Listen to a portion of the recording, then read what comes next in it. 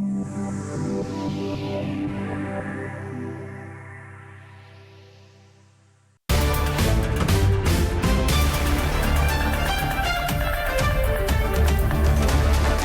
everyone, and thank you for joining us. I'm Lilybeth Valles.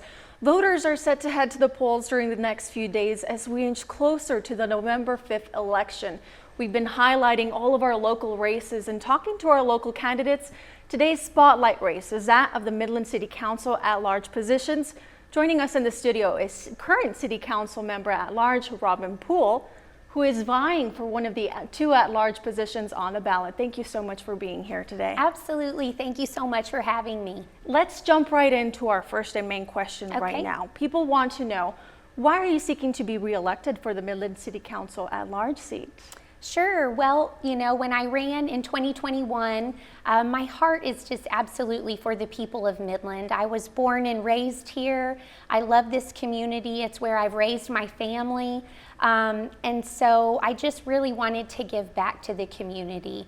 And so I've really enjoyed my 3 years of service. I love the work that City Council does. I don't think whenever I went into this position, I realized just every facet that we cover. And so I have thoroughly enjoyed the work, working with the people and working on behalf of the people. And so I just like another 3 years to continue that work and finish some of the projects that we've got going.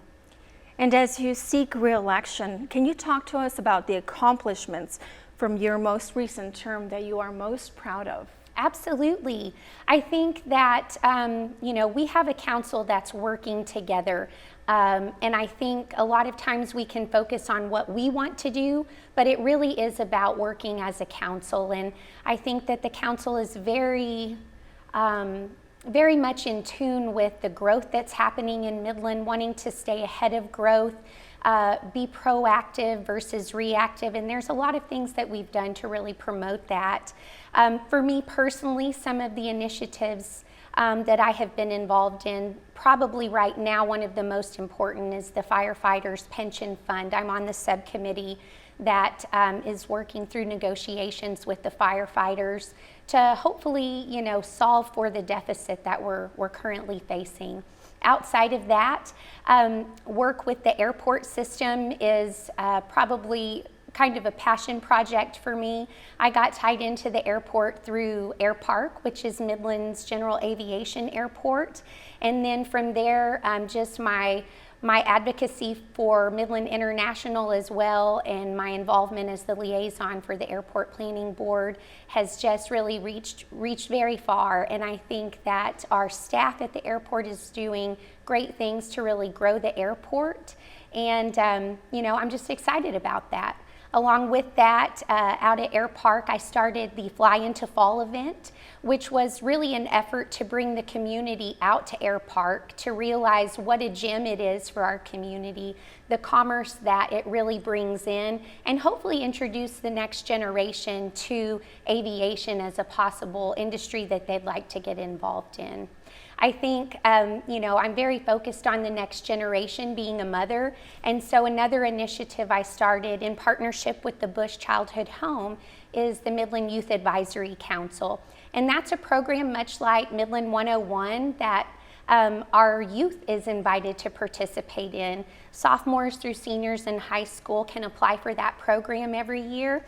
And it's really just a program that introduces them to civic engagement, the importance of municipal government and how it really affects your day-to-day life, and what it means to be a good and involved citizen. So we're in our second year of that program. It's going great. We're at capacity. And you know, it's just programs like that that really get out into the community that I feel are very important for us to take part in. Thank you so much for answering that. We also want to touch on, since you've held your position, what do you see is the biggest challenge that the City of Midland is currently facing, and how do you plan to address them? Well, I think number one, I've already mentioned it, and it's the fireman's pension. It is probably the most pressing issue that we face right now. We've got, you know, based on what numbers you look at, anywhere from an $83 to $112 million deficit. in that pension fund. And so we want to make sure that we're taking care of our firefighters. We want to make sure that we're taking care of future generations of firefighters and their families, but we also want to make that pension fund whole. And we want to see changes come forward that are really going to make the longevity of that fund really able to provide for future firefighters. Absolutely. And we were talking about how right now in your current term, you have held this current term for 3 years. How has your experience on council shaped your approach to leadership, and how do you plan to apply those lessons if given another term? Yes, well, I think that my time on council, it's very easy for us during election time specifically to get focused on these big ticket items. But I think that the biggest part of what we do is representing the taxpayers of Midland. And we get emails, countless emails every week from constituents that have minor concerns in the eyes of some people, from the potholes in their streets to replacing dumpsters in their alleys, to larger problems that they see going on in the community. And I think that is really a huge part of our job, is acting as a representative for the people of Midland. Are there any other key topics affecting Midlanders you would like to focus on if reelected to fulfill the City of Midland at-large seat? Well, I'd of course love to see continued improvements at the airport. I think with the growth that we're seeing, we had over 700,000 passengers, which was a record for us. $8.2 million in parking revenues. I mean, people are wanting to travel in and out of this community, and not just residents for pleasure travel, but also the commerce that we see coming in and out of our community.